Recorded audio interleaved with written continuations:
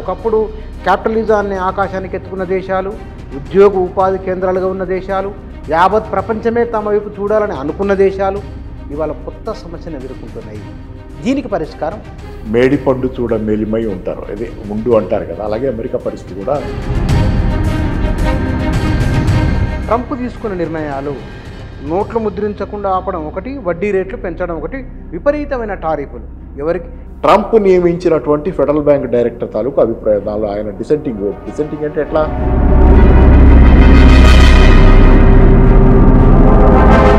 1920లో America ఆర్థిక వ్యవస్థ ఎట్లా ఉన్నది, 2021 ఆ సందర్భంలో ఏ సంక్షోభాన్ని అయితే ఆర్థిక చక్రాలు ఉన్నాయో అందులో కూరుకుపోతున్నది అమెరికా అని కొందరు అంటున్నారు. నిజమేనా?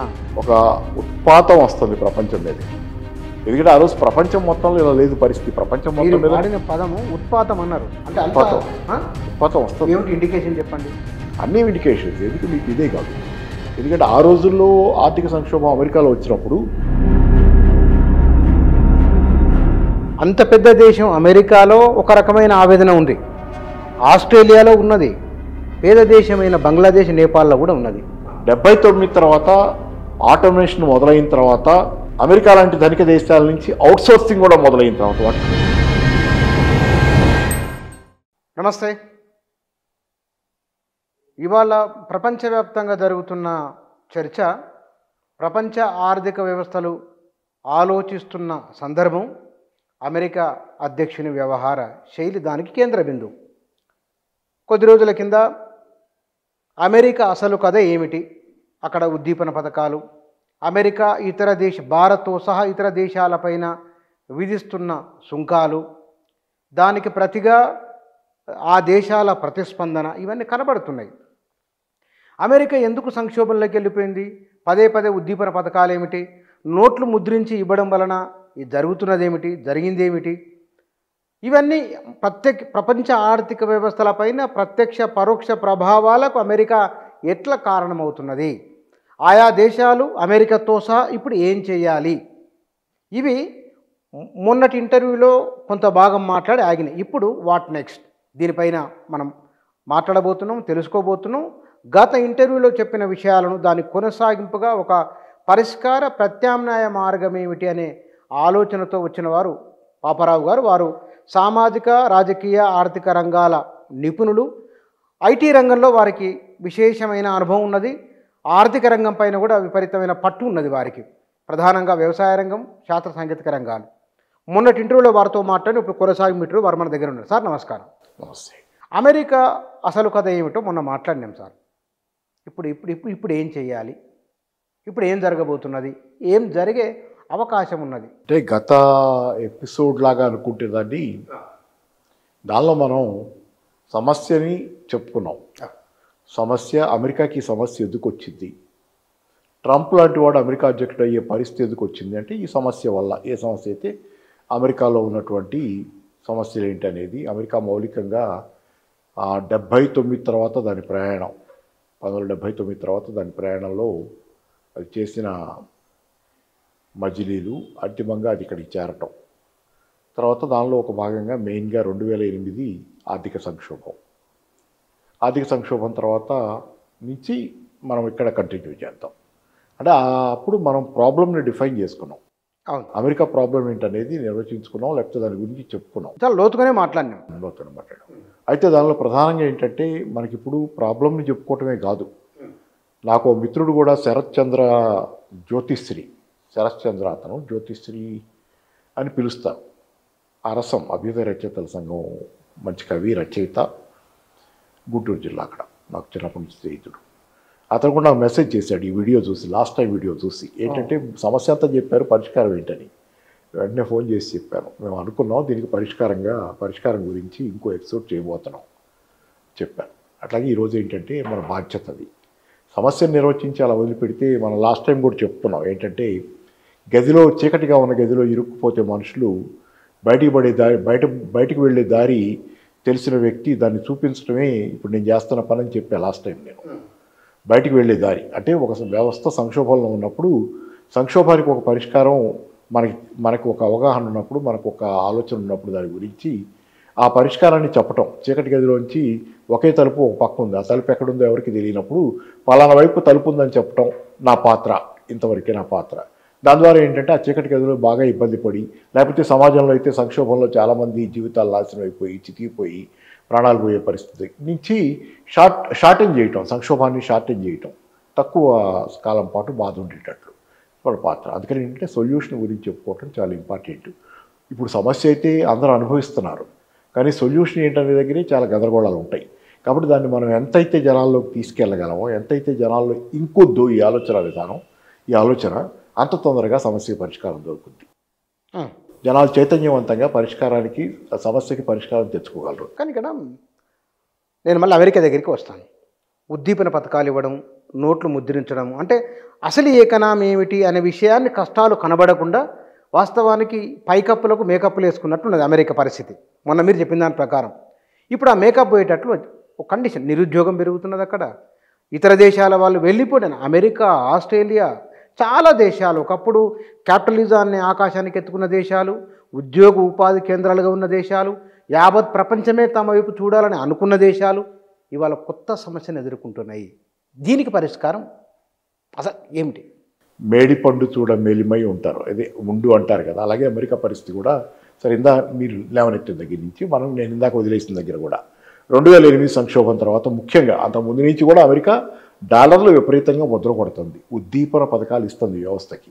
అలాగే చాలా ధనిక దేశాలు కూడా, అవి బ్రిటన్ కావచ్చు, జపాన్ కావచ్చు, యూరోప్లో ఉన్నటువంటి ఫ్రాన్స్, జర్మనీ, ఇటలీ లాంటి దేశాలు కావచ్చు, ఈ ధనిక దేశాలన్నీ భారీ ఎత్తున ఉద్దీపన పథకాలు అంటే ఎకానమీలకు డబ్బుని ముద్రగొట్టి పంపటం ద్వారా ఆ దేశాల్లో ఉన్న నిరుద్యోగం తాలూకు ఎఫెక్ట్ ఆర్థిక వ్యవస్థల మీద, ప్రజల మనోభావాల మీద, అంటే తిరుగుబాట్ల రూపంలో కనపడకుండా మేనేజ్ చేసుకుంటూ వచ్చినాయి.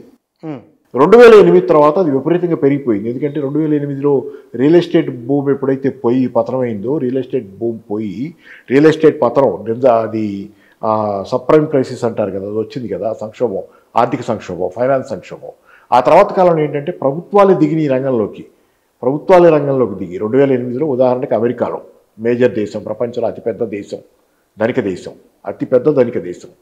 ఆ దేశంలో అమెరికా ప్రభుత్వమే పూనుకొని ఒబామా ప్రభుత్వం కొన్ని బిలియన్ల డాలర్ల, 800-900 బిలియన్ల డాలర్ల ఉద్దీపన పథకాన్ని ఇచ్చింది. అంతటితోనే అయిపోలా, ఆ తర్వాత ఇంకా చాలా ఉద్దీపన పథకాలు ఇచ్చింది. కొంతకాలం పోయిన తర్వాత ఇలా ఒకేసారి పెద్దదే ఉండటం కాదు, నెల నెలా ఒక ఉద్దీపన పథకం ఇద్దాం, నెల నెలా ఎకానమీలోకి అది ఇన్స్టాల్మెంట్లుగా పంపు చేద్దాం ఎకానమీలోకి అని చెప్పి నెలకు ఒక 85 బిలియన్ల డాలర్లు ఏమో నెల నెల పంపు చేయడం మొదలుపెట్టారు. ఈ క్రమం అంతా ఏమవుతుంది మీకు ఇప్పుడు, డాలర్ ముద్రేస్తే అది అన్ని దేశాల్లో జరుగుతుంది.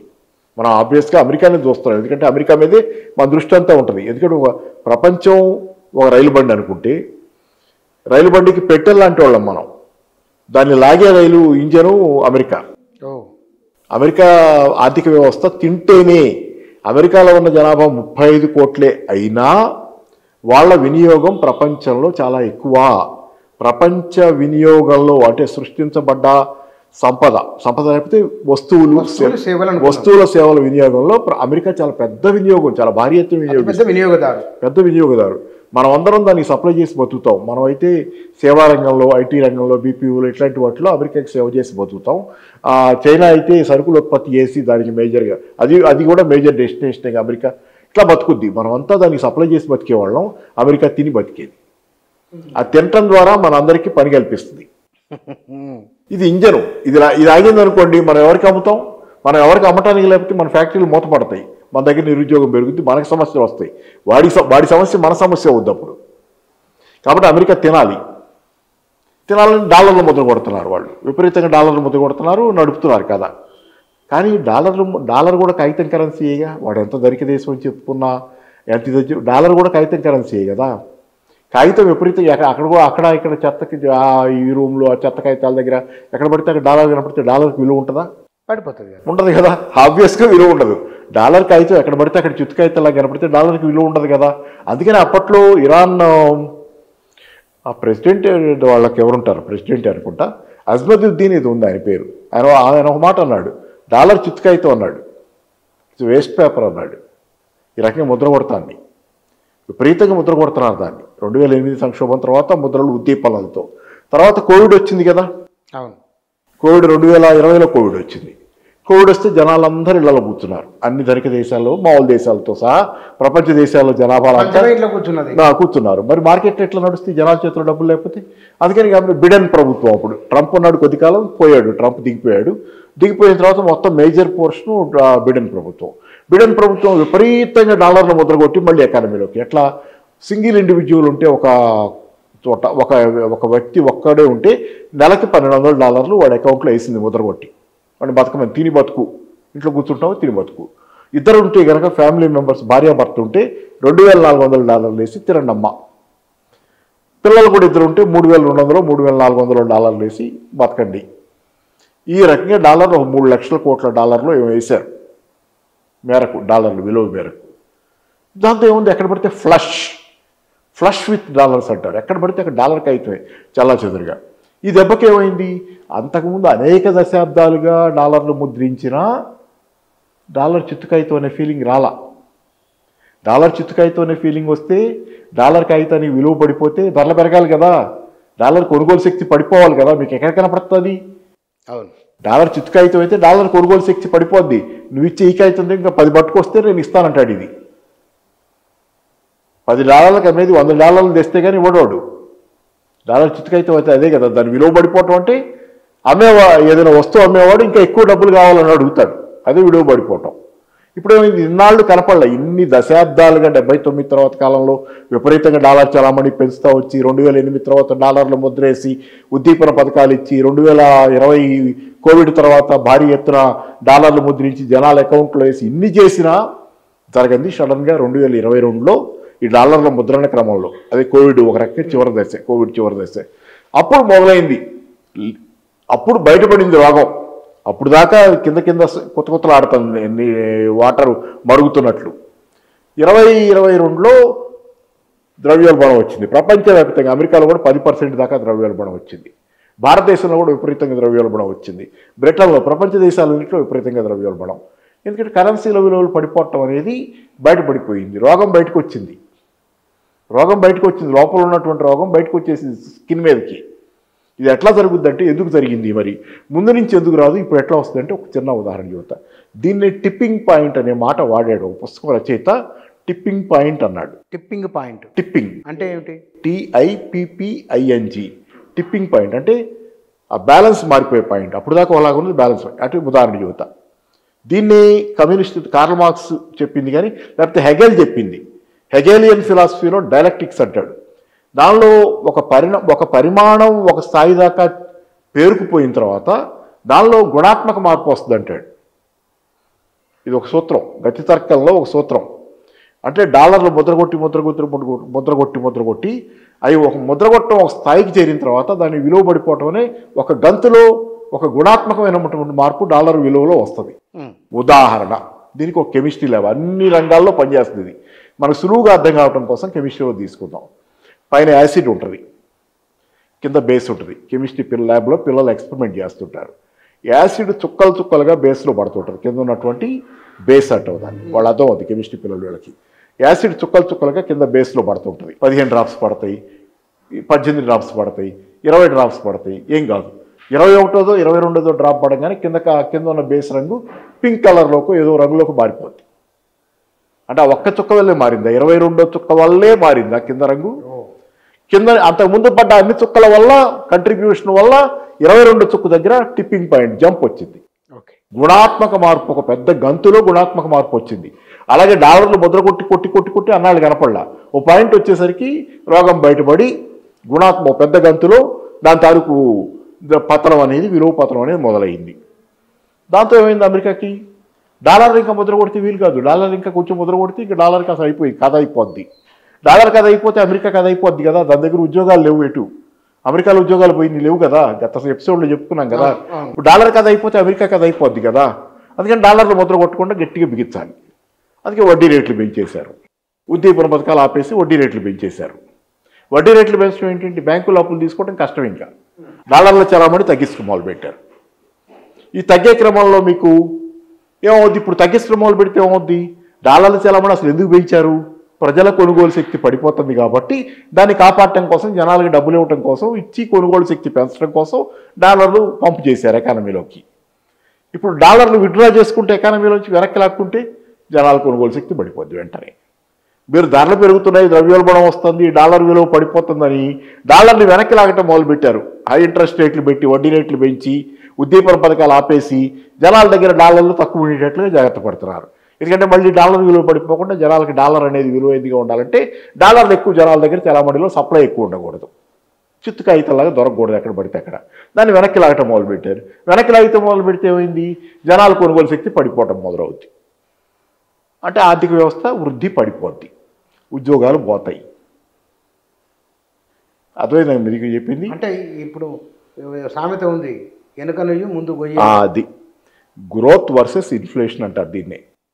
ఒక పక్క మీరు వృద్ధి కావాలంటే ఈరోజు ఉపాధి కల్పన ద్వారా ఫ్యాక్టరీలు, కార్యాలయాలు పెట్టి ఉద్యోగాలు కల్పించి ప్రజలకి కొనుగోలు శక్తి కల్పించి తద్వారా వ్యవస్థను నడుపుకునే కార్యక్రమం పోయి ఉద్యోగాలు లేనటువంటి పరిస్థితి వచ్చి ఆటోమేషన్ వల్ల కానీ అవుట్సోర్సింగ్ వల్ల కానీ ఉద్యోగాలు లేని స్థితి వచ్చి ఆ వ్యవస్థ కేవలం డబ్బుల ముద్రణ మీద ప్రధానంగా ఆధారపడ్డది. రుణాలు మంజూరు, క్రెడిట్ కార్డు ఇట్లాంటి అప్పులు ఇవ్వటం మీద ఆధారపడి నడిస్తున్న వ్యవస్థలో అంతిమంగా ఏ పాయింట్ వచ్చిందంటే మీరు ఆ డబ్బులు ఎక్కువ జనాల దగ్గరికి పంపే అవకాశం పోయింది, ముద్రేసే అవకాశం పోయింది. ఆ అవకాశం పోయిన మరుక్షణం మీకు వృద్ధి రేటు కూడా పడిపోయే పరిస్థితి వచ్చింది. అడకత్తెరలో ఇరుక్కుపోయింది వ్యవస్థ. ఇప్పుడు అడకత్తెరలో అమెరికా వ్యవస్థ ఉంది. ఇక్కడ ట్రంప్ తీసుకున్న నిర్ణయాలు, నోట్లు ముద్రించకుండా ఆపడం ఒకటి, వడ్డీ రేట్లు పెంచడం ఒకటి, విపరీతమైన టారిఫ్లు. ఎవరికి ఏ దేశం నుంచి అయితే నోట్లు ముద్ర కొట్టు ఆపలేదు, కొన్ని కంటిన్యూ అవుతున్నది. నోట్లు అంటే నేను అనేది ఏంటంటే వడ్డీ రేట్లు ఏవి తగ్గించమని అడుగుతున్నాడు. ఇన్ఫ్యాక్ట్ ఫెడరల్ బ్యాంకుతో, అమెరికా కేంద్ర బ్యాంకుతో ట్రంప్ తగాదా ఏంటంటే మొన్న ఒక 0.25% అమెరికా ఫెడరల్ బ్యాంకు వడ్డీ రేట్లు తగ్గించింది మొన్న లేటెస్ట్. ఒక 10 రోజుల క్రితం, ఎప్పుడు 20 రోజుల క్రితం వడ్డీ రేట్లు తగ్గించి 0.25% వడ్డీ రేటు తగ్గించింది. కానీ 0.5% తగ్గించాలనేది ట్రంప్ నియమించినటువంటి ఫెడరల్ బ్యాంక్ డైరెక్టర్ తాలూకు అభిప్రాయాలు. ఆయన డిసెంటింగ్ అంటే ఎట్లా 0.25 తగ్గించడానికి ఓకే ఆయన, కానీ ఇంకా ఎక్కువ తగ్గిస్తే బాగుంటుందని. ట్రంప్ ఏంటంటే వడ్డీ రేట్లు తగ్గించమంటున్నాడు. ఇప్పుడు తగ్గుతున్నాయి వడ్డీ రేట్లు మళ్ళీ, ఎందుకంటే నిరుద్యోగం పెరగటం మొదలైంది. అమెరికా ఆర్థిక వ్యవస్థలో లేటెస్ట్ గణాంకాలు వచ్చిన తర్వాత వడ్డీ రేట్లు పెంచడం, తగ్గించడం ఏకకాలంలో జరుగుతున్నాయి వెనువెంటనే. అంతకుముందు పెంచారు, 2-3 ఏళ్ళ నుంచి పెంచారు బాగా. ఇప్పుడు గ్రోత్ ఆగిపోద్ది కదా, పెంచితే ఏంటి, జనాల చేతిలో డబ్బులు లేక వృద్ధి ఆగిపోయింది. వృద్ధి ఆగిపోతే మళ్ళీ కొనుగోలు శక్తి పెంచాలంటే మళ్ళీ ఎకానమీలోకి డబ్బులు పంప్ చేయాలి, మళ్ళీ వడ్డీ రేట్లు తగ్గించాలి. అందుకని వడ్డీ రేట్లు సమస్యకి వచ్చాయి కదా, మళ్ళీ తిరిగి అక్కడికే వస్తుంది కదా, అక్కడక్కడే ఉంటుంది. అదేంటంటే ఒకప్పుడు కొంచెం ఈ సైకిల్ లెంత్ ఎక్కువ ఉండేది. వృద్ధి రేటు పడిపోవటం, ఉద్దీపన ఇచ్చిన తర్వాత మళ్ళీ కొంతకాలానికి నెమ్మదిగా ద్రవ్యోల్బణం పెరగటం. అంటే 1920లో అమెరికా ఆర్థిక వ్యవస్థ ఎట్లా ఉన్నది, 2021 ఆ సందర్భంలో ఏ సంక్షోభాన్ని అయితే ఆర్థిక చక్రాలు ఉన్నాయో అందులో కూరుకుపోతున్నది అమెరికా అని కొందరు అంటున్నారు. నిజమేనా? 20 అనేది 20 అంటే 30లో వచ్చింది, 29 30 అంటే 30 పెనుమాంద్యం. చాలా చిన్నది. రాబోయే దాని ముందు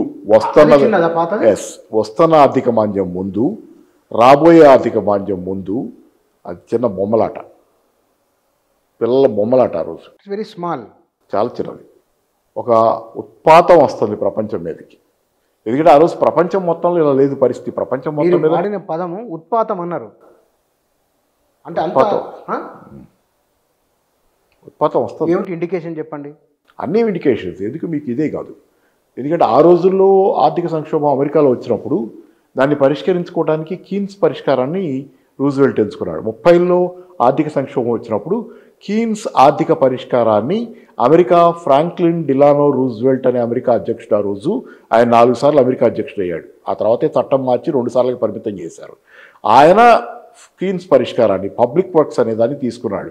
అంటే ఏం చేశాయంటే ఆర్థిక సంక్షోభంలో కూరుకుపోయి ప్రజల కొనుగోలు శక్తి లేక ఆగిపోయిన, స్తంభించిపోయిన ఆర్థిక వ్యవస్థను పట్టాలెక్కించడానికి ప్రభుత్వమే పూనుకొని పబ్లిక్ వర్క్స్ చేసింది. ప్రభుత్వమే డబ్బులు ఖర్చు పెట్టి ప్రజలకు ఉపాధి కల్పించింది. మన జాతీయ ఉపాధి హామీ పథకంలాగా వాళ్ళకి రకరకాల చిన్న చిన్న పనులు ప్రజలకు కల్పించింది.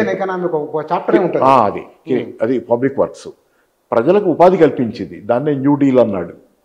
తర్వాత వచ్చింది ఆ న్యూ డీల్. అయితే ఈ ఉపాధి కల్పించడానికి ప్రభుత్వం ఖర్చు పెట్టింది. రైల్వే లైన్లు వేయటం, టెలిఫోన్ లైన్లు వేయటం, రోడ్లు వేయటం, రహదారి బంగాళాలు కట్టడం, ఇట్లాంటి పనులన్నీ జనాల చేత చేయించి వాళ్ళకి డబ్బులు ఇచ్చారు. ఆ డబ్బులు ఎకానమీలో మళ్ళీ ఇటు ఖర్చు పెట్టుకుంటారు కదా.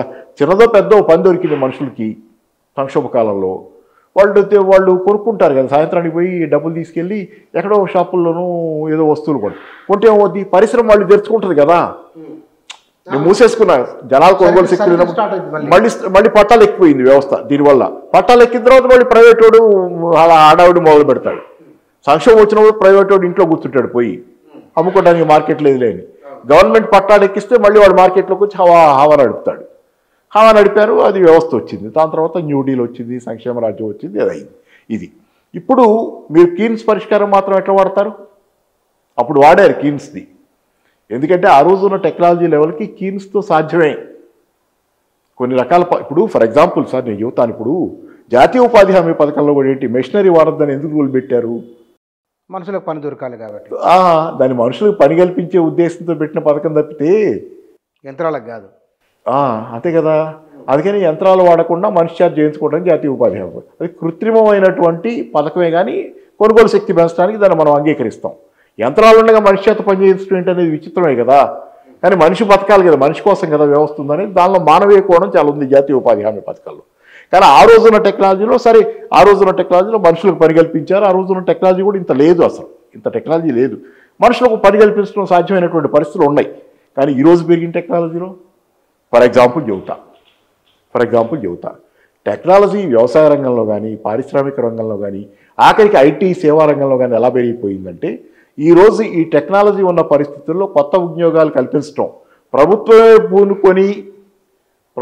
పూనుకొని ఈ వ్యవస్థలో ఉద్దీపన పథకాలు అంటే మన అప్పట్లాగా కీన్స్ పబ్లిక్ వర్క్స్ చేయలేదు. ఎందుకు?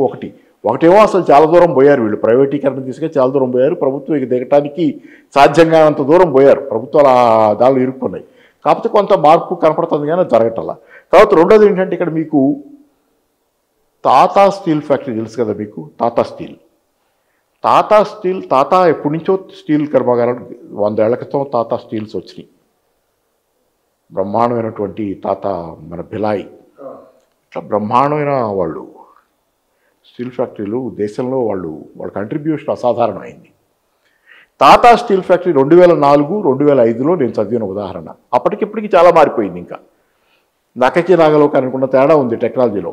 2004-05 కాలంలోనే అప్పటికి డెవలప్ అయిన టెక్నాలజీలో టాటా స్టీల్ ఫ్యాక్టరీలు, పాత తరహా టెక్నాలజీతో పనిచేస్తున్న టాటా స్టీల్ ఫ్యాక్టరీ అప్పుడు ఏర్పడుతున్నటువంటి ఆధునిక టెక్నాలజీ ఫ్యాక్టరీని పక్కపక్కన చూస్తే ఉద్యోగాలు ఎలా తగ్గిపోయినాయి మీకు అర్థమవుతుంది. 2004-05లో బిజినెస్ అండ్ ఎకానమీ అని అప్పుడు అరింధామ్ చౌదరి అని ఒకతను కొంతకాలం పాటు బాగా అంబిషియస్ ఇండివిజువల్ యంగ్స్టరు పత్రిక నడిపాడు, బిజినెస్ అండ్ ఎకానమీ. దానిలో ఇచ్చిన డేటా ఇది. దానిలో ఆయన చెప్పింది ఏంటంటే, టాటాలకున్న పాత తరహా ఉక్కు కర్మాగారం, పాత టెక్నాలజీ ఉక్కు కర్మాగారం అంటే ఫర్నేస్లు, కింద మంట ఉండటం, దానిలో ఉక్కు కరుగుతుండటం, ఉక్కు కరగటం, పాత ఫర్నేస్ దానిలో బొగ్గేస్తుంటాం, లేకపోతే ఇట్లాంటిది ఏదో ఆ పాతకాలం ఫర్నేస్లా ఉండే ఫ్యాక్టరీలు. దానిలో 24,000 మంది పనిచేస్తున్నారు. టాటాలకు 2 రకాలు ఉన్నాయి, ఆధునిక ఫ్యాక్టరీ ఉంది, పాత టెక్నాలజీ ఫ్యాక్టరీ ఉంది. దానిలో ఒక ఫ్యాక్టరీలో 24,000 మంది వర్కర్స్ పనిచేస్తున్నారు. ఉక్కు ఇంత స్థాయి ఉత్పత్తి చేస్తున్నారు, ఒక స్థాయి ఉత్పత్తి చేస్తున్నారు. ఇది 24,000 మంది పనిచేసి ఒక స్థాయిలో ఉత్పత్తి చేస్తున్నారు. రెండోది ఆధునిక ఫ్యాక్టరీ ఉంది కదా వాళ్ళకి, దానిలో 144 మంది కార్మికులు పనిచేస్తున్నారు, దరిదాపు ఇదే స్థాయి ఉత్పత్తి చేస్తున్నారు. అవును, అంత వేరియేషన్. ఎస్ అంతే. ఇది పర్ఫెక్ట్ నో క్వశ్చన్. ఇది ఇంతే. నేను చాలాసార్లు చెప్పాను కాబట్టి రిపీట్ చేస్తున్నాను, మళ్ళీ ధైర్యంగా రిపీట్ చేస్తున్నాను, చాలా గుర్తుండిపోయింది నాకు అలా. ఇది ఎందుకు మీకు అక్కడ కొత్త టెక్నాలజీ ఫ్యాక్టరీలో ఆటోమేటెడ్ కంప్యూటర్ రూమ్స్ నుంచి ఇంజనీర్లు కూర్చొని ఫ్యాక్టరీ నడుపుతారు. వర్కర్స్ కాదు, ఇంజనీర్లు. ఫ్యాక్టరీ ఫ్లోర్లో ఎవరు ఉండకపోవచ్చు ఒక్కోసారి. ఆటోమేటెడ్ కంప్యూటరైజ్డ్ రూమ్లో కూర్చొని ఇంజనీర్లు ఫ్యాక్టరీని బటన్లు నొక్కుతా నడుపుతుంటారు. బయట ఫ్యాక్టరీని ఏసీ రూమ్లో కూర్చొని నడుస్తుంటుంది. హైలీ స్కిల్డ్ కావాలి, చాలా తక్కువ మందితో అయిపోతుంది. మీకు ఇంకోటి చెప్పనా, నాకు గల్ఫ్ ఎడారికి అటు గల్ఫ్ వెళ్ళి వచ్చిన బిహెచ్ఎల్లో పనిచేసిన ఒక సీనియర్ ఆఫీసర్ నా ఫ్రెండ్ అసలు చెప్పాడు అక్కడికి వెళ్ళి వచ్చిన తర్వాత. అంటే మామూలుగా మాట్లాడేవాడు నాతో పట్టుకొని. అతను చెప్పింది ఏంటంటే అక్కడ గల్ఫ్ ఎడారులో ఉన్నటువంటి ఎక్కడో దేశాలు అవి గుర్తులేవు, ఒక విద్యుత్ ఉత్పత్తి కర్మాగారం ఒక ఎడారిలో ఉంది. ఎవ్వరు ఉండరు అక్కడ, మనిషి ఉండడు, విద్యుత్ ఉత్పత్తి అవుతుంటుంది.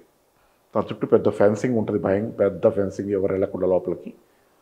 అదే ఉత్పత్తి చేస్తుంటుంది, విద్యుత్ అక్కడే ప్రొడ్యూస్ అయిపోతుంటుంది.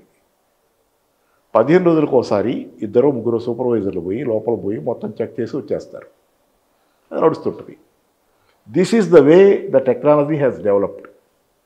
ఈరోజు మనుషులతో సంబంధం లేకుండా పని చేయగలిగిన ఫ్యాక్టరీలు అనేకం ఉన్నాయి. అతి కొద్ది మంది కార్మికులు ఉద్యోగులతో పనిచేయగలిగి ఇంకా చాలా ఉన్నాయి. రాను మనిషితో పని లేకుండా యంత్రాలు ఆ పని పూర్తి చేస్తాయి. రోబోట్లు పెరిగినాయి. ఉదాహరణ 1980లో నా ఒక పుస్తకంలో చదివాను. ఆ పుస్తకం పేరు, ఆథర్ పేరు గుర్తులేదు కానీ నాకు ఇప్పుడు accelerated learning for the 21st century అనే పుస్తకంలో ఈ ఉదాహరణ చెప్పాడు. ఇది 1980ల చివరిలో వచ్చిన పుస్తకం. 1980లలో అప్పటికే ఈ స్థాయి రాబోట్లు కాకపోయినా, ఇంత పర్ఫెక్ట్ బాగా సోఫిస్టికేటెడ్ రాబోట్లు కాకపోయినా ముతక రకం రాబోట్లు ఉన్నాయి అప్పటికే 80ల చివరికి. ఆ ముతక రకం రాబోట్లు ఒకటి ఆ రోజుల్లోనే 3 కార్మికుల్ని పనిలోంచి తొలగించగలదు, వాళ్ళ పని చేయగలదు. అది దాని మీద పెట్టిన పెట్టుబడి 18 నెలల్లో కంపెనీ యజమానికి తిరిగి వస్తుంది. 2 ఏళ్ళు నిండక ముందే, 2 ఏళ్ళకు ముందే పెట్టుబడి తిరిగి వస్తుంది. అట్లాంటప్పుడు 30 ఏళ్ళు బుచ్చన్నందుకు నాకు అంతే. 30 ఏళ్ళు బుచ్చరని కూర్చోబెట్టి సమస్యలు తెచ్చుకోవడం ఎందుకు? రోజు జీతం పెంచమంటాడు, నాకు ఇవాళ బాగాలేదంటాడు. ఇవన్నీ నాకు అవసరమా? ఏం అవసరం లేదు కదా నాకు. మరి ఇదే ఇప్పుడు అదే పరిస్థితి.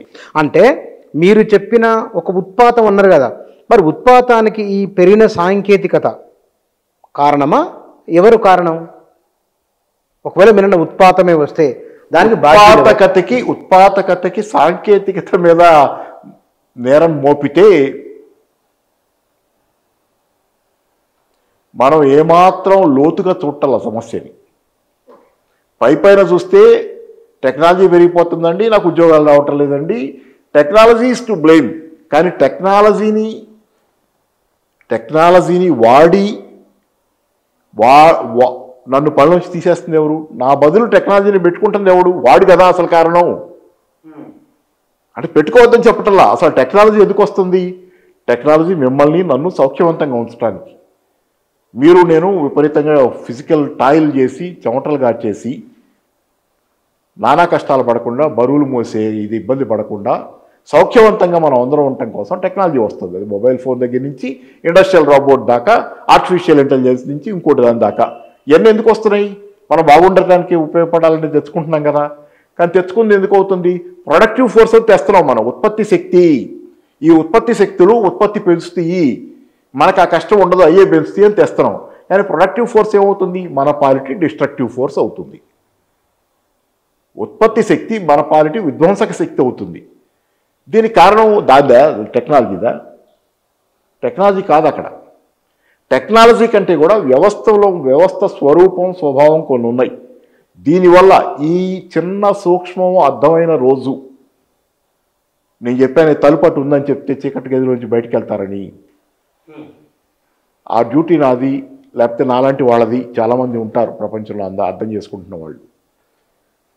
ఒక చీకటి గది, ప్రపంచం ఒక చీకటి గది అనుకుంటే, చీకట్లు కమ్ముకుంటున్నాయి అనుకుంటే, ఊపిరాడని స్థితి గదిలో వస్తుంది అనుకుంటే, కోటానుకోట్ల మంది ప్రజానీకం ఆ గదిలో బంధించబడుతున్నారు. కాన్సన్ట్రేషన్ క్యాంప్ లాగా జీవితాలు చితికిపోయి ఏం చేయాలో తోచని అగమ్య గోచరమైన స్థితి వస్తుందంటే దానిలో దారి అటు ఉన్నప్పుడు, ఆ దారి చెప్పే పని మాదైనప్పుడు ఈ దారే ఈ సూక్ష్మం. అంత పెద్ద దేశం అమెరికాలో ఒక రకమైన ఆవేదన ఉంది, ఆస్ట్రేలియాలో ఉన్నది, పేద దేశమైన బంగ్లాదేశ్, నేపాల్లో కూడా ఉన్నది. ఏమిటి పోలిక ఉంది అనుకో. ఒకప్పుడు ఇలా లేదు. 79 తర్వాత ఆటోమేషన్ మొదలైన తర్వాత, అమెరికా లాంటి ధనిక దేశాల నుంచి అవుట్సోర్సింగ్ కూడా మొదలైన తర్వాత, వాటికి ఆటోమేషన్తో పాటు అవుట్సోర్సింగ్ రెండో ప్రాబ్లం. ఆ దేశాల నుంచి పరిశ్రమలు చైనాకో, భారతదేశానికో, మెక్సికోకో, ఇంకో దేశానికి, సౌత్ కొరియాకో, బంగ్లాదేశ్కో ఇట్లా తరలిపోవటం మొదలైంది. ఎందుకు? చౌక శ్రమశక్తి ఆ దేశాల్లో. అంటే ధనిక దేశాలు, అది ఒక అమెరికా పరిస్థితి కాదు, బ్రిటన్ పరిస్థితి, లేకపోతే జపాన్ పరిస్థితి, జర్మనీ పరిస్థితి. ఈ ధనిక దేశాలన్నింటిలో లేబర్ కాస్ట్లీ కాబట్టి చౌకగా లేబర్ దొరికే చోటికి ఆ దేశాలన్నింటినీ పరిశ్రమలు వెళ్ళిపోయి, ఆ దేశాల నుంచి పరిశ్రమలు వెళ్ళిపోయింది. కాబట్టి ఆ దేశాల్లో పరిశ్రమలు లేకుండా పోవటం అనే దానికి కారణం యాంత్రీకరణ పెరగటంతో పాటు అవుట్సోర్సింగ్ పెరగటం కూడా. 2 కారణాలు. యంత్రాలు పెరిగి ఉద్యోగాలు పోతున్నాయి, దాంతోపాటుగా ఉన్న ఉద్యోగాలు కూడా బయట దేశాలకు వెళ్ళిపోతున్నాయి, లేబర్ కాస్ట్లీ అది.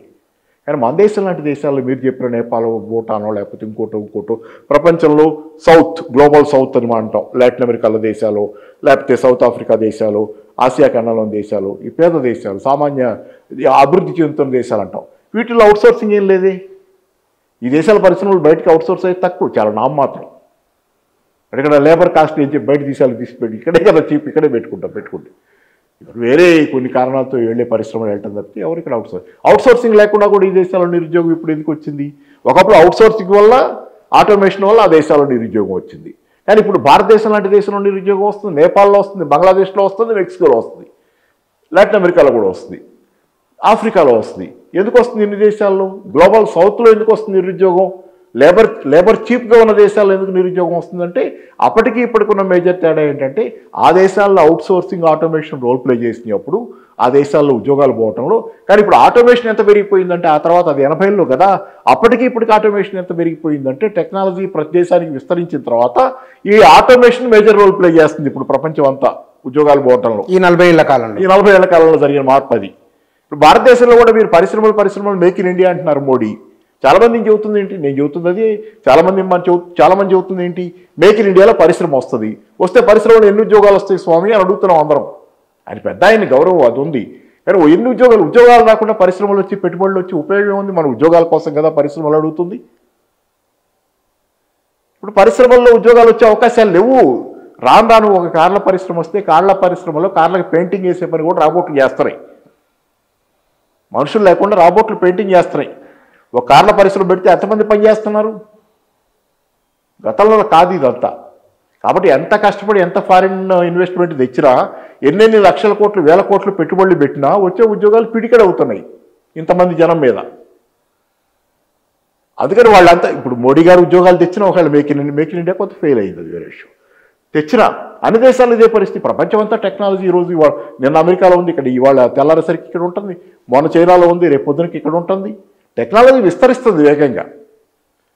టెక్నాలజీ విస్తరించేటప్పుడు వేగంగా ఉద్యోగాలు పోతున్నాయి. ఆర్టిఫిషియల్ ఇంటెలిజెన్స్ మొదలయ్యేనాళ్ళు అయింది, రీసెంట్ 2 ఏళ్లే కదా. అవును, ఆ పేరు వినపడి 2.5 ఏళ్ళు. ఇప్పుడు ఎన్ని ఉద్యోగాలు పోయినాయి? ఆల్రెడీ ఎన్ని ఉద్యోగాలు పోయినాయి? టెక్నాలజీ వేగం పెరిగిపోతుంది సార్, స్ప్రెడ్ వేగం పెరిగిపోతుంది. దీనికి ఇది ఉంది, ఒక తాత్విక సూత్రం, ఫిలసఫికల్ లా. అదేం చెప్పుద్దంటే the farther a thing goes away from its starting point the faster its moment will be అంటది.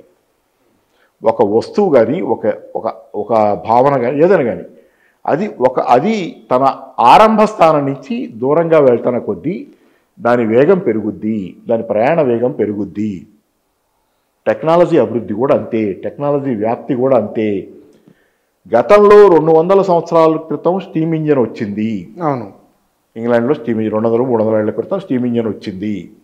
ఆ తర్వాత 100 ఏళ్ల పాటు అది ఏలింది కాటన్ మిల్స్లో కానీ వీటిల్లో స్టీమ్ ఇంజిన్తో. ఆ తర్వాత అది టెక్నాలజీ మారి మళ్ళీ కొత్త టెక్నాలజీ వచ్చి అదంతా నడవటం, అది అంతా ఒక కథ ఒక 50 ఏళ్ళు నడిచింది. ఆ తర్వాత కొత్త టెక్నాలజీ వచ్చి అది నడవటానికి ఒక 30-40 ఏళ్ళు అది దాన్ని నడిచింది. ఆ తర్వాత కొత్త టెక్నాలజీ ఒక 20 ఏళ్ళు నడిచింది. ఆ తర్వాత 10 ఏళ్ళు నడిచింది. ఇప్పుడు 5 ఏళ్ళు కూడా కొత్త టెక్నాలజీ ఉంటల్లా. క్షణం మారిపోతుంది ప్రపంచం. టెక్నాలజీ రోజు ముంచుకొస్తుంది. టెక్నాలజీ పెరుగుదల వేగం, యాక్సలరేషన్ అంటాం దాన్ని. ప్రయాణ వేగం పెరుగుతుంది, దూరంగా ఆరంభ స్థానం నుంచి దూరంగా వెళ్తున్న కొద్దీ ప్రయాణ వేగం పెరుగుతుంది. వ్యవస్థ పతన వేగం కూడా పెరుగుతుంది. ఆ ప్రయాణ వేగంతో పాటు ఆ పక్కన ఉద్యోగాలు పోతున్నాయి. కాబట్టి ఎవరి ప్రయోజనాన్ని ఆశించి సాంకేతికత వచ్చిందంటే కష్ట జీవితం నుంచి మనుషులందరికీ సుఖవంతమైన జీవితం ఉండాలని, కష్టం తగ్గాలని, 10 మంది ఇంకా సుఖవంతంగా ఉండాలని కదా ఉద్దేశము. ఎందువల్ల ఇది తిరోగమన ఫలితాలు వస్తున్నాయి? మీకు దాని అప్లికేషన్, అందుకే టెక్నాలజీలో ఫాల్ట్ కాదు అది, దాని అప్లికేషన్లో ఫాల్ట్ అంటున్నాను నేను. అదే డోర్ అని చెప్తున్నా, అదే డోరు, నేను చెప్తున్న డోర్ అదే. మీరు ఆ డోర్ తీస్తే బయటికి వెళ్తారు. ఈ చిన్న కాన్సెప్ట్ మనకు అర్థమైతే మనం మార్చుకోగలం.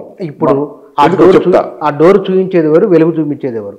మనం మామూలుగా మనం ఇట్లా చెప్పేవాళ్ళం అంతా. ఇప్పుడు విప్లవం అంటేనో, మార్పు అంటేనో, కొత్త వ్యవస్థ అంటేనో ఏదో కొత్త అన్నీ ఆ వైలెన్స్ అనే కాదు, కొత్త భావాల్ని, కొత్త ఆలోచనల్ని, పరిష్కార మార్గాల్ని ఇవాళ మనం పెట్టుకునే ఈ టాపిక్ ఎందుకు? రెండోసారి ఎపిసోడ్ 2 పరిష్కారం గురించి చెప్పడానికి కదా. ఆ పరిష్కారం ఇదని చెబుతున్నాం. దానిలో ఏంటంటే మీకు ఎందుకు జరుగుతుంది, ఈ వ్యవస్థలో ఉద్యోగాలు ఎందుకు పోతున్నాయి, టెక్నాలజీ సుఖవంతం చేయాల్సిన టెక్నాలజీ జీవితాల్ని కష్టభరితం చేసి నాశనం ఎందుకు చేస్తుందంటే ఇది ఒకటే సింపుల్. ఎందుకు చేస్తుంది? ఇక్కడ ఈ వ్యవస్థలో ఏ వ్యక్తులు ఉద్యోగాలు ఇచ్చేది ఎవరు? ఈ వ్యవస్థలో అందరికీ మనం ఎక్కడ ఎవరు ఉద్యోగం చేసినా ఉద్యోగాలు ఇచ్చేది ఎవరు? ప్రైవేట్ సెక్టర్ అయితే ఎక్కువే, పబ్లిక్ సెక్టర్ తక్కువే కదా. పబ్లిక్ సెక్టర్ మాత్రం ప్రపంచంలో ఈరోజు మరీ తగ్గిపోయింది. ప్రైవేట్ సెక్టర్ ఎవరో ప్రైవేటు పెట్టుబడిదారుడు, ఓ టాటానో, బిర్లానో, అదానీనో, అంబానీనో, లేకపోతే ఇంకోహళ్ళు లోకల్గా ఇంకో పెట్టుబడిదారుడు, ఇక్కడ ఉన్న పెట్టుబడి స్థానికంగా, వాళ్ళు దేశవ్యాప్తంగా అయితే, ప్రపంచవ్యాప్తంగా మైక్రోసాఫ్ట్, బిల్ గేట్స్ అయితే ఇంకొకటి ఇక్కడ. ఇట్లా వీళ్ళంతా పెట్టుబడిదారులంతా పెట్టే పరిశ్రమల్లో మనకు ఉద్యోగాలు వస్తున్నాయి. వాళ్ళు మనకు ఉద్యోగాలు ఇవ్వడానికి ఆ పరిశ్రమలు పెడుతున్నారని మనం అనుకుంటూ ఉంటాం. ఈ భ్రమ కూడా మనల్ని వాస్తవం చూడకుండా మభ్య పెడుతుంది. వాళ్ళు మనకు ఉద్యోగాలు ఇవ్వడానికి ఆ పరిశ్రమ పెడితే సుందర్ పిచాయ్ భారతీయుడని గర్వపడతాం కదా. సుందర్ పిచాయ్ ఎంతమంది భారతీయులు ఉద్యోగాలు పీకాడు సాఫ్ట్వేర్ కంపెనీలో, మైక్రోసాఫ్ట్లో? ఈ మధ్య కదా భారతీయ ఉద్యోగాలు పీకేసారు. మనం ఎందుకు గర్వపడతాం? మన భ్రమల వల్ల మనం వాస్తవాన్ని చూడటల్లా. సుందర్ పిచాయ్ అయినా ఇంకోడైనా వ్యవస్థ దాటి, పరిధి దాటి పోలేడు. పోవాలనుకుంటే సుందర్ పిచాయ్ సీట్లో ఉండడు, ఇంకోడు ఉంటాడు ఆ సీట్లో రేపు పొద్దున. సుందర్ పిచాయ్ ఆ సీట్లో ఉండాలంటే అవసరాన్ని బట్టి మమ్మల్ని డిస్కార్డ్ చేసేసి కార్డు కంటిన్యూ అవ్వాలి. ఇది వ్యవస్థ స్వభావం. మీకు నాకు ఉద్యోగాలు ఇవ్వటానికి ఈ వ్యవస్థ ఎప్పుడు మొదలైందో ఆ రోజు నుంచి ఈ రోజు దాకా చెబుతున్నా. మనం భ్రమపడుతున్నాం. వాళ్ళు పరిశ్రమ పెట్టకపోతే నాకు ఉద్యోగాలు ఎక్కడియండి, నేనేమైపోయేవాడినండి, పెద్ద ఆయన దయండి అంటున్నాం. ఎవరి దయ లేదు. వాళ్ళు వచ్చి ఇక్కడ పరిశ్రమ పెట్టింది లాభాల కోసమే పెడతారు ఎవరైనా. అలా కాకుండా ఎవరైనా దయదలిచి మిమ్మల్ని, నన్ను, బుచ్చన్న గారిని, పాపారావుని కూర్చోబెట్టి ఉద్యోగాలు ఇవ్వాలంటే వాడు పోతాడు మార్కెట్లో. ఆ పెట్టుబడిదారుడే పోతాడు మార్కెట్లో అంతే. రాబర్ట్ ఓవెన్ లాంటి వాళ్ళు, ఆ యూటోపియన్ సోషలిస్టులు వచ్చి కార్ల్ కాలంలో 1800 చిల్లర ఆ కాలం అంతా ఫౌరియరు ఇట్లాంటి యూటోపియన్ సోషలిస్టులు అంతా వచ్చి రాబర్ట్ ఓవెన్ అయితే ప్రయోగం చేశాడు తన ఫ్యాక్టరీలో. కార్మికులు భాగస్వామ్యం కల్పించేది పోయింది కదా. ఆఖరికి ఏమైంది? నడవు. మీరు కనుక వ్యవస్థ సూత్రాల ప్రకారం మీరు మీ కర్మాగారాన్ని నడపకపోతే, మీరు నడుచుకోకపోతే మీరే పోతారు, పెట్టుబడిదారుడు కూడా పోతాడు. ఈ సూత్రాల ప్రకారం నడిచిన వాడు మాత్రమే ఇక్కడ మిగులుతాడు. సో అందుకని ఏంటంటే ఇప్పుడు ఏమవుతుంది, మీకు పరిశ్రమ పెట్టేవాడు మీకు నాకు ఉద్యోగం ఇవ్వడానికి ఎవరు పెట్టడు. ఒక ఆఫీసు కార్యాలయం పెట్టేవాడు, ఒక సంస్థ పెట్టేవాడు మీకు నాకు ఇవ్వడానికి పెట్టాడు. లాభాల కోసం పెట్టినప్పుడు అవసరార్థం, ఆ లాభాల కోసం పనిచేయటం అవసరార్థం మిమ్మల్ని పెట్టుకుంటాడు, నన్ను పెట్టుకుంటాడు. మీరు నేను కాకుండా ఒక మెషిన్ ఆ పని చేస్తుందంటే చౌక అనుకుంటే అది మెషిన్ చౌకే కదా. నేను ఇందాక చెప్పా కదా డేటా, మెషినే పెట్టుకుంటాడు. మీరు ఎందుకు అవసరం? మీతో నాకేం పని? లాభాల కోసం అరే నిర్మోహమాటంగా తీసేస్తుంటే సాఫ్ట్వేర్ కంపెనీలు, అన్ని కంపెనీలు ఈరోజు కళ్ళ ముందు ఎన్ని ఉద్యోగాలు పోతున్నాయి? కోట్ల ఉద్యోగాలు పోతున్నాయి. అలా అందుకని నిర్దాక్షిణ్యమైనటువంటిది ఈ వ్యవస్థ. ఇక్కడ లాభాల కోసం వ్యవస్థ నడుస్తుంది. లాభాల కోసం పెట్టుబడి పెడుతున్నారు. లాభాల కోసం అవసరమైతే మీరు కాకుండా లాభాలు తెచ్చిపెట్టగలిగేది ఒక ఆర్టిఫిషియల్ ఇంటెలిజెన్స్ తాలూకు సాఫ్ట్వేర్ అయితే, లేకపోతే ఇంకో సాఫ్ట్వేర్ అయితే, లేకపోతే ఒక మరమనిషి అయితే వాళ్ళనే పెట్టుకుంటున్నారు, మిమ్మల్ని పెట్టుకోరు. దానివల్ల ఈరోజు అవన్నీ వచ్చినాయి అన్ని పనులు చేయడానికి. ఉదాహరణకి గతంలో మా రాబోట్ అంటే యాంత్రీకరణ పెరగటం, అంటే ట్రాక్టరో లేకపోతే ఇంకోటో రకరకాల యంత్రాలు వచ్చినాయి కదా. వ్యవసాయంలో కూడా రకరకాల పెద్ద యంత్రాలు వచ్చినప్పుడు ఏమైంది, శారీరక శ్రమని అవి తొలగించింది. శారీరక శ్రమ చేసేవాళ్ళు ఉద్యోగాలు పోగొట్టినాయి. చాలా దశాబ్దాల పాటు నడిచింది ఏంటంటే శారీరక శ్రమ చేసే వాళ్ళ ఉద్యోగాలు పోయినాయి యంత్రాలు పెరిగిన కొద్దీ. దానిలో రాబోట్లు వచ్చేసరికి ఇంకా పెద్ద స్థాయిలో శారీరక శ్రమ చేసే ఉద్యోగాలు పోయేది పరిస్థితి, ఫ్యాక్టరీలో కూడా పోయే పరిస్థితి వచ్చింది. దీంతో అది ఇప్పుడు ఏమైంది, ఆర్టిఫిషియల్ ఇంటెలిజెన్స్ సాఫ్ట్వేర్ వస్తే బ్రెయిన్తో పనిచేసేవాడు ఉద్యోగం కూడా పోతుంది. శరీరంతో పనిచేసేవాడిదే కాదు, కాయ కష్టం చేసేవాడిదే కాదు, కాయ కష్టం శరీర కష్టం చేసేవాడిదే కాదు, మేధో పని చేసేవాడి ఉద్యోగం కూడా పోతుంది. మరి ఇంకేం పని చేయగలరు మీరు? మనిషి అనేవాడికి 2 రకాల పనులే ఉంటాయి. ఏదో శరీరంతో పనిచేసి బతకగలడు, శ్రమ చేసి కష్టం చెమట వచ్చి, లేకపోతే బ్రెయిన్తో పని చేయగలడు. మీ బ్రెయిన్ పని చేయడానికి ఆర్టిఫిషియల్ ఇంటెలిజెన్స్ సాఫ్ట్వేర్లో వచ్చేసినాయి. మీకంటే వేగంగా ఒక క్యాలిక్యులేటర్ దాని అంతదాకా ఎందుకు? ఆర్టిఫిషియల్ ఇంటెలిజెన్స్ ఒక క్యాలిక్యులేటర్ మీకంటే వేగంగా పనిచేస్తుందిగా లెక్కలేటర్లో అన్నప్పుడు 2 అంశాలు నాకు అర్థమైనాయి. ఒకటి, మీరు ఇదే కనుక కొనసాగితే చివరికి ఒక యంత్రం, ఆ యంత్రానికి కాపలా ఒక మనిషి, ఇద్దరే మిగిలేటట్లున్నది మీరు చెప్పిన దాని ప్రకారం. మరి చివరికి యంత్రము మనిషే ఉంటే మానవ నాగరికత ఏమైపోవాలి? నాగరికత అంటే కొనుగోలు శక్తి పడిపోద్ది, ఆర్థిక సంక్షోభం వస్తుంది కదా. ఆర్థిక సంక్షోభం ఆల్రెడీ నేను చెప్పా కదా, ఉత్పాతం వస్తుందని. సంక్షోభం ఎందుకు వస్తుందంటే పెట్టుబడిదారునేమో సంక్షోభం వస్తుంది, నేను ఇట్లా ఉద్యోగాల నుంచి తీసేస్తే అని ఆలోచిస్తే వాడు ఉండడు. కాబట్టి వాడు అనివార్యంగా వాడి పని వాడి లాభాల క్రమంలో భాగంగా మనుషులు తీసేసి వాడు యంత్రాలు పెట్టుకుంటాడు. మనం రోడ్డు మీద పడుతుంటాం. అయినా వాడు దయ చూపించలేడు. వాడికి అనివార్యం. పెట్టుబడి అనేది పెట్టుబడిదారుడి మీద కూడా స్వారీ చేస్తుంది. వాడు కూడా సొంతగా ఆలోచించే స్థితి లేదు. వాడు ఇలా పరిగెత్తకపోతే వాడు పోతాడు. అంటే ఒక విషవలయంలా. అందుకే కదా ఒకసారి ఉంది ఒకటి అంటారు, సందర్భంగా పోయినా చెబుతున్నాను. పెట్టుబడిదారుడు ఒక 50% లాభం వస్తుందంటే ఇంత సంతోషించి ఇంత చేస్తాడు. 100% లాభం వస్తుందంటే ఇది చేస్తాడు. 200% లాభం వస్తుందంటే ఇది చేస్తాడు. 300% లాభం వస్తుందంటే తనని ఉరిదీయటానికి ఉరితాడు కూడా తనే అమ్ముకుంటాడు. నన్ను ఉరిదేస్తారని తెలిసి కూడా ఆ ఉరితాడు తనే అమ్ముతాడు. ఈ తాడుతో నన్ను ఉరిదీయబోతానని తెలిసి నాలాంటి పెట్టుబడిదారుల్ని తెలిసినా కానీ ఆ తాడు తనే అమ్ముతాడు పెట్టుబడిదారుడు. జరుగుతుంది అది. వ్యవస్థకు ఉరిపోసే తాళ్ళని మనుషులను పంపించేయటం ద్వారా వ్యవస్థకు ఉరిపోసుకుంటున్నారు వాళ్ళే. అందుకని ఏంటంటే వ్యవస్థ ఈరోజు లాభం అనే దాని చుట్టూ తిరిగినప్పుడు ఇక ఉద్యోగాలు రావు. పెట్టుబడి పెట్టడం అనేది లాభం కోసం పెడితే ఇక ఉద్యోగాలు రావు ఎవరికి. మరి ఏ ఉద్దేశంతో పెట్టాలి? పెట్టుబడి లాభం కోసం కాకుండా సమాజం కోసం పెట్టండి. లాభం అనేది పోద్ది. లాభం పోతే పెట్టుబడిదారి వ్యవస్థ పోయింది. ఇప్పుడు సమాజం షాక్ అవ్వచ్చు. ఒక మాట పెద్ద షాక్ ఇది. అవును, షాకే కదా. మరి పెట్టుబడిదారి వ్యవస్థ పోయిందంటే నేను కమ్యూనిస్ట్ నిజమే, కానీ నేను చెప్పేది కూడా నిజమే. నేను ఇక్కడ కాదు, అమెరికా చైనా 2 పెద్ద ఆర్థిక వ్యవస్థలు ఇవాళ. అమెరికాను దాటి కూడా చైనా పోతున్నదేమని ఒక 2-3 విషయాలు దాటింది కూడా. తన శక్తి ఉందో మనం చూపించింది చైనా. మరి అమెరికాలో కూడా క్యాపిటలిజమే ఉంది. సగం వారకండి. అమెరికా వాళ్ళు బతకద్దా ఏంటి? క్యాపిటలిజం చచ్చిపోతే దాంతోపాటు వాళ్ళు కూడా చచ్చిపోవాలా? అన్న ఉద్దేశం అది కాదు. ఇక్కడ క్యాపిటలిజము వచ్చేది ఇప్పుడు సమాజం కోసం పెట్టుబడి ఉండాలని మీరు అన్నారు కదా. చైనాలో సమాజం కోసం పెట్టుబడి ఉన్నదా? చైనాలో ఇప్పుడు నేను సోషలిజం ఫుల్ ఫ్లెడ్జ్డ్గా ఉందని నేను చెప్పలేదుగా. నేను ఎప్పుడు చెప్పాలి అది. చైనా ముందు పెట్టుబడిదారి ఇప్పుడు వ్యవస్థ క్రమం. ఇప్పుడు మార్క్స్ చెప్పింది సూత్రీకరణ. ఫస్ట్ దశ మానవ సమాజంలో మొదట ఆదిమ వ్యవస్థలో ఉండేవాళ్ళు, వర్గాలు లేవు, ప్రభుత్వాలు లేవు, అడవిలో జంతువుల్లాగా వేటాడుకుని బతికారు, సమానంగా బతికారు. అది అటవీ నీతి, కొరతలు, ఇబ్బందులు, బాధలు, తిండి దొరక్క బతికినోడు బతికి పోయినోడు పోయి నడిచింది. ఆ కాలం అయిపోయింది. అడవి జంతువుల్లో జంతువుగా. తర్వాత బానిస వ్యవస్థ వచ్చింది. బానిస వ్యవస్థ తర్వాత ఫ్యూడల్ వ్యవస్థ వచ్చింది. అంటే భూస్వామ్య వ్యవస్థ.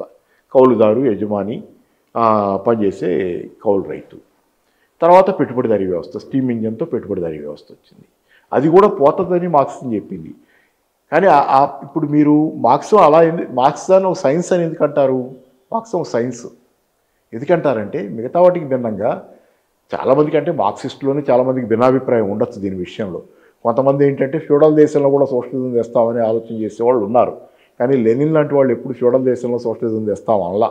బాగా వెనకబడ్డ దేశంలో లెనిన్ రష్యాని కూడా ఫ్యూడల్ దేశం అనలా, పెట్టుబడిదారీ దేశమే అన్నాడు. కానీ రేఖామాత్రంగానే ఉంది. చాలా బాగా పెద్ద ఎత్తున ఫ్యూడల్ ఇది ఉంది.